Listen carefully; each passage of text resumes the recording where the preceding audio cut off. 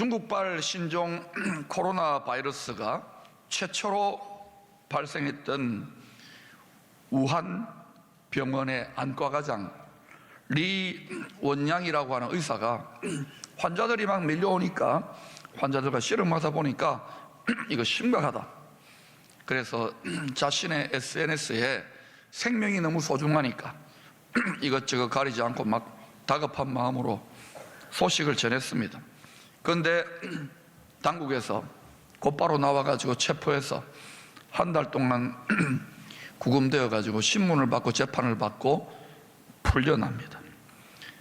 조사받던 기간 동안 이 의사의 경고대로 걷잡을 수 없이 이 바이러스가 확산되고 전 세계가 지금 사실상 패닉 상태입니다. 이 바이러스보다도 근심이나 두려움이나 염려 때문에 죽을 수 있습니다. 그러니까 염려, 근심, 두려움 갖지 마시기를 바랍니다. 설령 그런 일이 생기더라도 주님 의지하면 하나님이 도우실 것입니다. 결국은 이 사람은 그 기간 동안에 이게 막 걷잡을 수 없이 이 사람의 경고대로 퍼지니까 한 달 동안 죄인으로 낙인 찍혔어요. 인민들을 불안하게 한다는 것이죠. 졸지에 이 의사가 맞잖아요. 그래서 용기 있는 의사, 21세기에 중국을 구할 만한 제갈공명이다라고 칭찬과 찬사를 받게 됩니다. 한 열흘쯤 전이죠. 지난 1월 30일 이분이 한 언론사와 인터뷰를 했는데 이런 말을 남겼어요. 다시금 회복하고 나서 이 사람이 환자들 돌보다가 자기가 감염됐어요. 회복하고 나서 나는 다시 병원으로 복귀하려고 한다. 나는 의사로서 생명을 살리는 일에서 탈영병이 되고 싶지 않다. 감염되어 있는데도 회복하면 다시 그 자리에 가겠다는 거예요. 나는 의사로서 생명을 살리는 일에 탈영병이 되고 싶지 않다. 이 사람이 의사로서 어떤 가치로 이 우한병원에서 일하고 있는 것 같습니까? 돈입니까? 의사로서의 명성입니까? 그러나 안타깝게도 이 의사는 그 바이러스가 회복되지 못하고 지난 주간 불과 며칠 전에 사망합니다. 그게 유언이었어요. 그런데 여러분 잘 들으셔야 돼요. 이 신종 코로나 바이러스보다 더 치명적인 바이러스가 이미 확 퍼져 있습니다. 치사율 100%, 전염 속도는 빛의 속도입니다. 바로 죄 바이러스입니다. 여러분 중에는 삐실삐실 웃는 분도 있는데 이 바이러스는요 치명적이에요. 치사율 100%. 죄의 삭슨 사망이거든요. 저는 이번에 이 세계적인 중국발 바이러스 때문에 온 세상 사람들, 우리 교단도 교회도 뭐 시도 정부도 난리를 치는 걸 보면서 살짝 질투가 났어요. 이건 치명적이지만 우리 겉사람 100년 남짓의 이 육체를 무너뜨리는 변형 바이러스예요. 그런데 이 죄라고 하는 바이러스는 우리 마음, 우리의 속사람을 공격하는 바이러스입니다. 그러면 이 겉사람도 무너지고 겉사람만이 아니라 겉사람은 흙으로 되어 있으니까 흙에 기반한 온 세상 만물이 다 죄의 삭선, 사망, 멸망, 망한다 이거예요. 여기에 대해서 예수 믿는 분들도 우리는 속사람의 강건으로 살아가야 되는데 자꾸 겉사람 육신이 전부 다인 양 생각하고 믿고 살아가는 분들이 많아요. 그리고 우리는 종교인이라 그럽니다. 종교인은 뭡니까? 이 육신, 이 세상 물질 이거 비나이다 하면 안 돼요. 참 종교는 이걸 초월해야 돼요. 로마서 3장 23절은 온 세상 사람들에 대한 의료사고를 절대로 내지 않는 실수가 없으신 하늘 의사의 죄인 확전 판정을 이렇게 내렸습니다. 모든 사람이 죄를 범하였음에 하나님의 영광, 하나님의 영원한 영생의 생명에 이르지 못하더니, 여러분이 이 죄 바이러스에 감염되지 않았다, 나는 자유하다 그러면은 여러분은 육체의 생명이 안 죽어야 돼요. 영원히 생명이 불멸해야 됩니다만 다 죽지 않습니까? 계룡산에 가서 100년 수도를 해보세요. 여러분이 뭐 온갖 착한 공덕과 선행을 다 지어보세요. 안 죽습니까? 죄의 삭은 사망이라고. 하나님의 말씀을 있는 그대로 믿으시기 바랍니다. 더하거나 빼지 마세요. 마가복음 8장 36절에서 우리는 가장 가치 있는 게 생명 아닙니까? 우리가 믿는 예수님은 완전한 사람이시지만 완전한 하나님, 천상천하의 유니크디스한 아주 독특하신 존재입니다. 하나님이 보내신 구원자입니다. 메시아입니다. 다른 그리스도는 없습니다. 이분이 성자 하나님이신데 자기의 가장 귀한 생명을 우리를 위해 라이프 기빙 주셔가지고 희생해서 십자가에서 피를 많이 흘리셨어요. 그래가지고 구원의 백신을 만드신 거예요. 치명적인 죄 바이러스에 스스로가 치료제가 되어버리신 거예요. 여러분 같으면 그렇게 하겠어요? 왜 예수 믿어야 되는가? 이 땅의 모든 바이러스와 백신으로는 이 죄 바이러스 치료 못합니다. 이거는 하늘에서 전능하신 하나님이 치료제를 보내주셔야, 그 치료제 예수 그리스도를 꿀꺽 삼켜야, 예수 그리스도의 피와 떡을 먹어야 영원한 생명이 시작되는 거예요. 그 주님이 마가복음 8장 36절에서 이렇게 말씀하십니다. 무엇이 가장 가치 있는가? 사람이 만일 온 천하, the whole world, 만약 여러분에게 온 천하를 줄게, 예수고 뭐고 신앙생활이고 다 집어치워라, 그러면 여러분 솔깃할까요? 온 천하는 그냥 1억만 줘도, 500만 원만 줘도.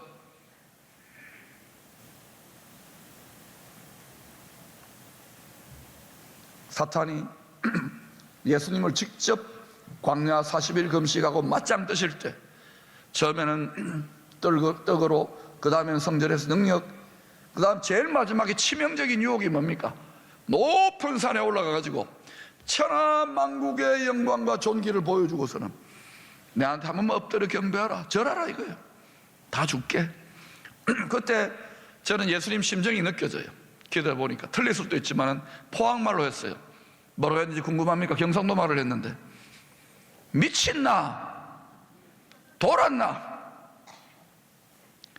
주님은 우리를 죄의 노예로 죽을 수밖에 없고 멸망길로 달리는 이 세상 만물 체제입니다. 이것을 구원하시기 위해서 주와 그리스도께서 하늘의 왕권을 다 버리시고 팽개치시고 하늘의 황제가 이 땅에 오신 거예요. 그리고 죽은 거예요. 죽기 위해 온 거예요. 짐승만도 못한 아버지를 모르고 아버지를 대적하는 인생들을 짐승의 밥통에, 베들레헴 떡집에 오신 거예요. 여러분, 예수 그리스도를 얼마나 깊이 깨닫고 있습니까? 사람이 만일 온 천하를 얻고도 여러분 시시한 인생에 돈 하나님, 쾌락 하나님, 권력 하나님, 이딴 걸로 예수 그리스도의 신앙을 팔지 마시기를 축원합니다. 가치관을 분명히 하세요. 사람이 만일 온 천하를 얻고도 자기 목숨, 이때 목숨은 육체의 생명을 말하는 게 아니에요. 이 100년짜리 생명을 말하는 게 아니에요. 여러분 중에는 한 150년 살고 150년짜리 생명이 아니에요. 자기 목숨, 이때는 소울이에요. 소울. 또 소울 하니까 또 흑인 재즈로 생각하는데 그렇지 않아요. 소울, 혼, 마음이라는 것입니다. 이 혼, 이 마음, 이것이 생명의 근원과 연결돼요. 만복 근원과. 사람이 어떤 존재냐고요? 하나님이 흙으로 만들어가 쪼글쪼글 만들어가지고 그릇을 만들어 놓고 거기다가 그 코에 생기를 불어넣으셨어요. 그래서 어떤 존재가 됐냐? 생명이지만은 번역을 더 잘해야 돼. 생혼이 됐어요. Living soul. 우리는 예수를 믿고도 너무 우리가 인간에 대한 정의가 이 세상 지식과 세상 물질에 너무 국한돼 가지고 내 육체가 머리 몸에 건강이 최고다. 속 사람의 건강입니까? 겉 사람의 건강입니까? 예수 믿어도 전부 다 주의종들도 다 보면 너무너무 이 몸에다가 육체에다가, 육체 중요합니다. 육체 헌집 주고 우리 새집 받을 겁니다. 할렐루야. 썩지 않는 새집 받을 거예요. 두꺼비한테 주면 안 되고 예수님께 주면 예수님이 새집 주실 겁니다. 할렐루야. 그러나 그 전까지는 바이러스 아닙니다. 요 안에 내용물 알맹이가 중요해요. 리빙 소울이냐 데드 소울이냐. 우리가 예수의 영을 받지 않은 사람, 예수의 말씀이 없는 사람들 뭐라 그럽니까? 죽은 영혼 죽은 영혼 기분 나쁜데 그게 하나님의 법으로 온 사실이에요. 왜 그러냐? 이 사람의 소울은, 이 사람의 마음은 어떤 영과 결합되느냐에 따라서 방향성이 달라져요. 사람이 죽으면 영은 하나님이 회수해 간다 그러잖아요. 하늘로 데리고 가는 거예요. 영은. 그때 이 소울이 하나님은 생명 주시는 영, 예수의 영, 하나님 아버지의 영 아닙니까? 삼위일체의 영입니다. 그러므로 삼위일체 영을 오해하지 말고 보혜사 성령님이시지만 성자 하나님, 성령 하나님을, 성부 하나님을 대표한다는 것이죠. 같이 작동하는 거예요. 그런데 이 생명 살리는 영이 우리의 혼과 딱 결합되면 이게 영혼이 되잖아요. 생명 살리는 영혼이 되고 또 심, 우리 마음이 있잖아요. 한자말로 심. 여기에 하나님의 영이 붙으면 심령이 되는 거예요. 그래서 이게 점점 하늘에 계시는 하나님의 영과 소통하기 시작하면은 점점 하나 되어지기 시작하면 그러면 어때요? 하나님이 그 영을 회수해 가실 때 하늘로 육은 멸하여 땅으로 떨어지더라도 요거를 딱 우리 알맹이 리빙 소울을 가지고 천국에서 어때요? 새 몸 입을 때까지 뭘 누리겠습니까? 살아있으니까. 혼 속에 뭐가 들었어요? 생각, 감정, 의지. 누리고 감정으로 기뻐하고 영생 복락을 누리며 왕같이 다스리게 될 줄로 믿습니다. 그런데 이 소울이 사망의 신이 있잖아요. 사망의 영. 생명이신 하나님을 창조주를 구원자를 대적했으니까 피조물 주제, 타락한 천사정 주제, 이건 사망이 되어버린 거예요. 마지막에 멸망받을 원수가 사망입니다. 죄와 사망의 권세를 쥐었잖아요. 죄가 들어와가지고. 그래서 이 사망의 영, 사망의 신, 사탄이 자꾸 유혹합니다. 죄로. 우리는 어때요? 죄가 땡기는 체질입니다. 음란과 남씹고 욕하고 분열하고 싸우고 죽이고 이게 우리 체질에 맞아요. 여러분 영화도 봐도 어때요? 저도 막 폭력 영화, 전쟁 영화 이런 거 좋아합니다. 그것도 나만 나쁜 사람으로 만들지 마세요. 그 사람이 그런 그게 있는 거예요. 의문의 감정이 있는. 그런데 이 사망의 정신과 연합되면 어떻게 됩니까? 그러면은 자꾸 이 리빙 소울이 자꾸 땅, 흙, 육신에다가 자꾸 이렇게 두게 되는. 그러면 어때요? 흙으로 돌아갈 때 이건 어때요? 흙으로 스며들어가 버리는 거예요. 그런데 이건 죄가 청산이 안 되잖아요. 그래서 어떻게 됩니까? 죄인은 집에 삽니까? 감옥에 삽니까? 감옥에서 죽을 수도 없어요. 소울은. 그러니까 어때요? 창조주의 공의로운 법칙대로 영원한 형벌을 감옥에서 겪게 되는 거예요. 생생하게 다 느끼는 거예요. 죽을 수도 없어요. 이 영원히. 그러니까 절대로 가서는 안 돼요. 근데 이런 말 하면 사람들 농담으로 여기 겉사람으로 생각하거든요.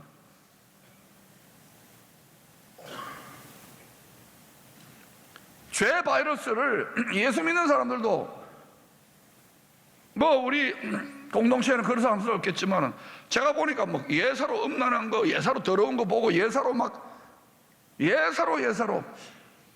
가끔씩 그런 거 여러분 듣지 않으세요? 믿는 것들이 더하다 그러고. 여러분 조심해야 돼요. 우리는 죄를 두려워야 돼요. 죄와 피라기까지 싸워야 돼요. 지금 죄 바이러스가 창궐하지 않습니까? 이게 성경의 핵심 가르침이에요. 이게 핵심 가치예요. 사단이 이걸 외면시키려고 하고 무너뜨리려고 하는데 절대로 무너지면 안 됩니다. 예수 그리스도라는 이름은 죄로부터 구원할 자라는 뜻이에요. 무엇으로부터요? 그래서 처음에는 여러분이 죄가 많이 중독된 사람, 막 마약이다, 도박이다, 성중독이다, 자꾸 이렇게 중독되는 사람은 거기서 빠져나오기 힘들어요. 그러면 금식을 하든지 탈출하지 않으면, 출애굽하지 않으면, 출소돔과 고모라 하지 않으면 어떻게든 자꾸 끌려간다고요. 끌려가면 안 돼요. 죄에서 떠날지어다. 사도행전 20장 24절은 이 죄 바이러스가 얼마나 치명적인지를 심각하게 깨달은 성도, 이 사람은 이전에는요 율법의 어른은 하나도 자기가 잘못한 것이 없다고 생각했어요. 내가 법이어서 살 사람이라고 생각했어요. 착각이었죠. 나중에 죽을 때는 내가 죄인의 개수라고 했어요. 사람. 그 다음에 또 이 죄 바이러스를 퇴치할 수 있는, 넉넉하게 이길 수 있는 이 예수 백신을, 예수 복음의 백신을 온 세상 천하 만민들에게 딴 것까지 전파하는 거, 이게 너무너무 중요하구나. 이걸 자각한 성도, 뼛속까지 골수까지 자각한 이 성도가 사도행전 20장 24절 이렇게 결단하고 있어요. 여러분 같이 읽어보십시다. 시작. 내가 달려갈 길과 주 예수께 받은 사명, 곧 하나님의 은혜의 복음 증언한 일을 마치려 하면은 나의 생명조차 조금도 귀한 것으로 여기지 아니하노라.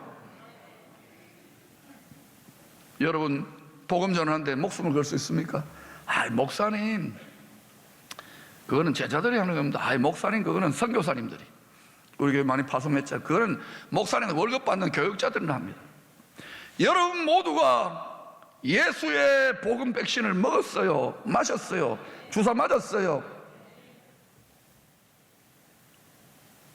그런데 오늘날 전 세계 수십억의 성도들이 있습니다. 한국교회 1000만 성도들이 있다고 합니다.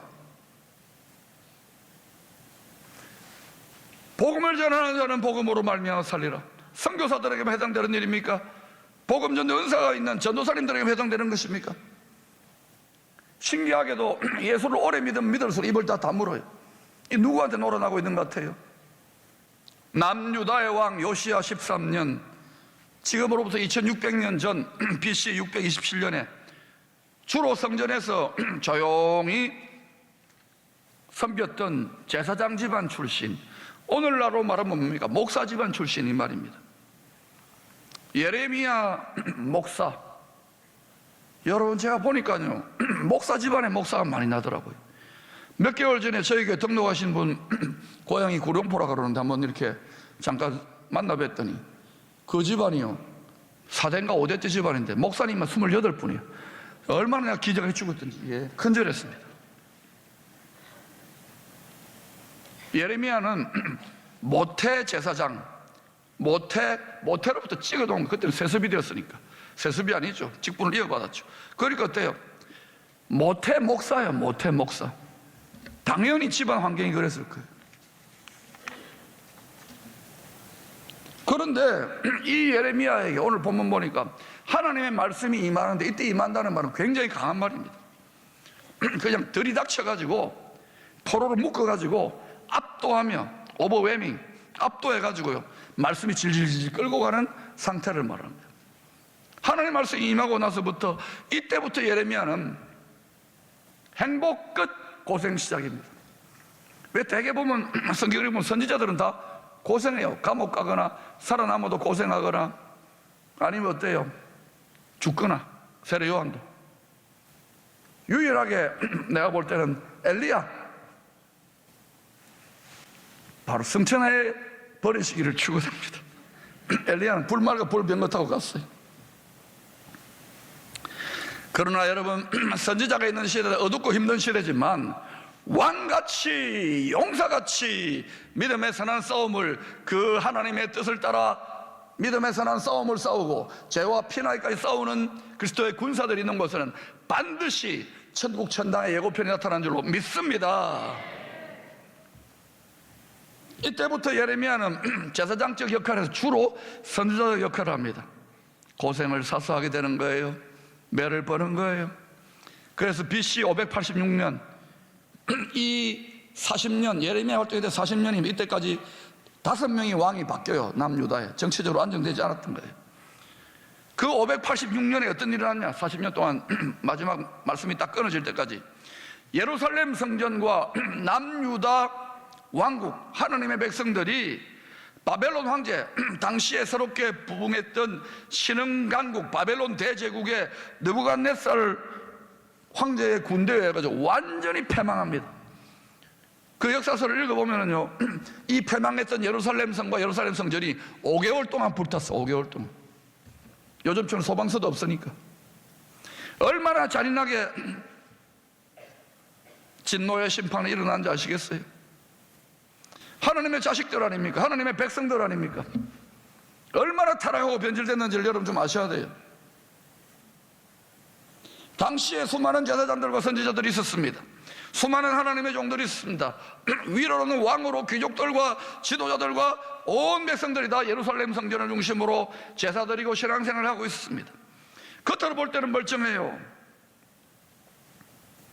그런데 왜 하필 하나님은 그 많은 종들 중에서 예레미야를 선택해가지고 백성들이 잘 듣지도 않는 왕들에게 미움받을 만한, 귀족들에게 미움받을 만한 듣기 거북한, 주로 어떤 메시지를 했습니까? 심판의 이름은 망한다. 지금 분위기 좋은데, 괜찮은데, 멀쩡한데 왜 그에게 이런 선지자로 세우신 것일까요? 예레미야의 별명은 잘 아는 대로 눈물의 선지자입니다. 그가 40년 동안 성전에서 그냥 제사 드리고 성도들하고 이렇게 기도하고 상담하고 하면 되는데, 왜 그가 40년 동안 가슴을 치면서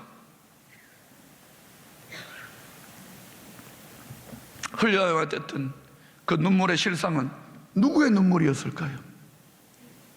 누구의 눈물이었을까요? 하나님이 자기 자식들입니다. 자기 백성들, 자기 왕국의 표상인 남유다가 예루살렘 성전이, 자신의 영광 돌릴 그 성전이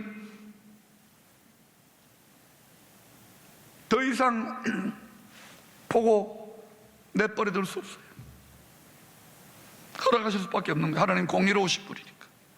이 정신문명의 대전환기, 지금 그동안 G2라고 하는, 3분만 더 할게요. G2라고 하는 전 세계 패권국가 두 나라가 20년 동안 으르렁거렸어요. 야, 드디어 이제 저 나라가 해내나? 아시아에서 해내나? 지금 어떤 일이 나고 있는 것 같아요? 어떤 정신 가치를 따라가고 있는 것 같아요? 현재 스코어 어떻게 됐습니까? 앞으로 10년 어떻게 됐습니까? 제가 볼 때는요, 올해 어마어마한 격변이 일어납니다. 그리고 앞으로 10년 전 세상 나라의 가치가, 질서가 달라질 거예요. 하나님이 어떤 나라는 높이 들어 쓰시고 어떤 나라는 뽑아내시고 무너뜨리고 할까요?